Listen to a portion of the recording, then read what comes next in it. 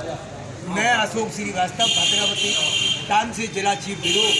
आज सेवड़ा के पूर्व विधायक घनश्याम सिंह ने जो मेहनत की है उसके बदले में जो उन्हें मत मिला है, यहाँ सेवड़ा से वे जीते हैं। आज उन्होंने प्रोग्राम रखा था धन्यवाद सभा में के बारे में हम आपसे मुलाकात कराते हैं। पूर्व विधायक कुंवर घनश्याम सिंह जूदे, क्या कहना चाहते हैं आप?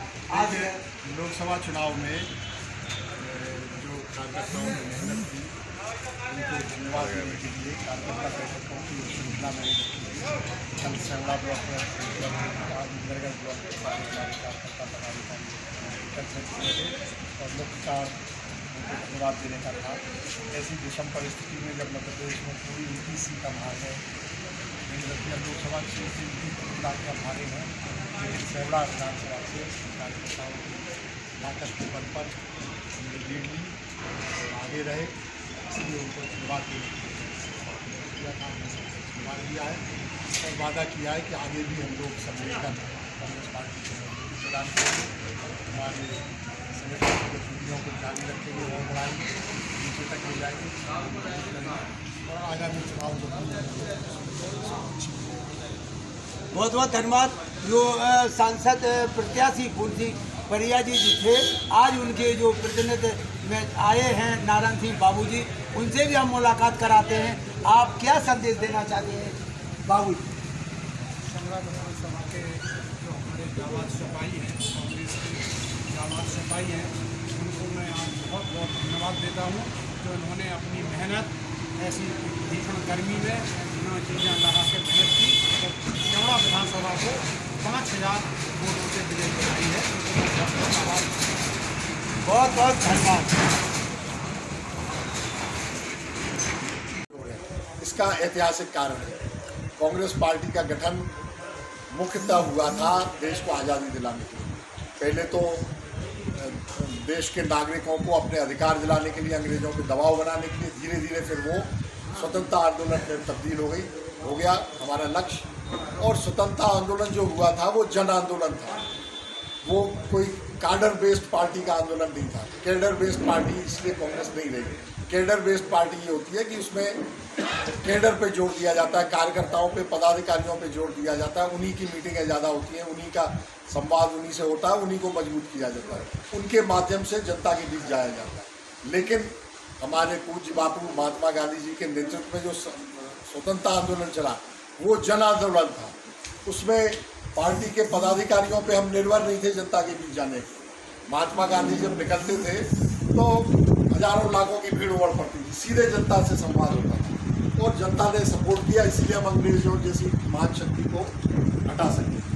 तो वो जब देश आज़ाद हो गया वही कांग्रेस पार्टी सत्ता में आ गई, तो उसमें कैडर बेस्ड पार्टी में बदलाव नहीं हुआ, वो मास बेस्ड पार्टी बनी रही, जनता पे आधारित पार्टी बनी रही। और इसीलिए हमने अपने संगठन पे जोर नहीं दिया। बीच बीच में कई बार हमारे ऐसा नहीं है, हमारे नेताओं को ये बात महसूस हुई और प्रयास किया गया कि कांग्रेस को भी कैडर बेस्ड पार्टी बनाई है, हमारा कैडर ट्रेंड हो, हमारा कार्यकर्ता ट्रेंड हो, सक्रिय हो, उसको नीचे तक दिया जाए।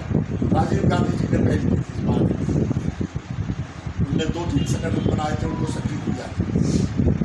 लेकिन कुल मिला के हमारा स्वभाव पार्टी का वही बना रहा। लेकिन आज के युग में अब जमाना बदल गया। बहुत धन्यवाद जिसके लिए मीटिंग बुलाई गई थी। आपने कड़ी मेहनत की, ईमानदारी से, लगन से काम किया।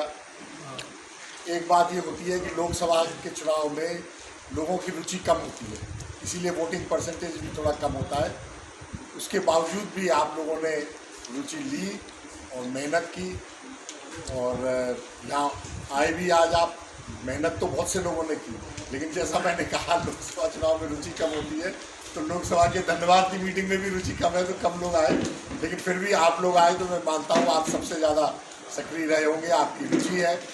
कांग्रेस पार्टी को जिताने के लिए आपने मेहनत की है, आपको बहुत बहुत धन्यवाद। अभी जैसा मेरे पूर्व वक्ताओं ने कहा, अधिकांश सभी बातों से मैं सहमत हूँ। नारायण सिंह बाबू जी ने बहुत सही, सटीक और अच्छी बात कही। कल सेवड़ा में भी धन्यवाद सभा रखी थी मैंने, धन्यवाद मीटिंग कार्यकर्ताओं की सेवड़ा और थरेट दोनों जगह। उसमें मैंने थोड़ी सी भाजपा के संगठन और के तरीके की तारीफ कर दी थी।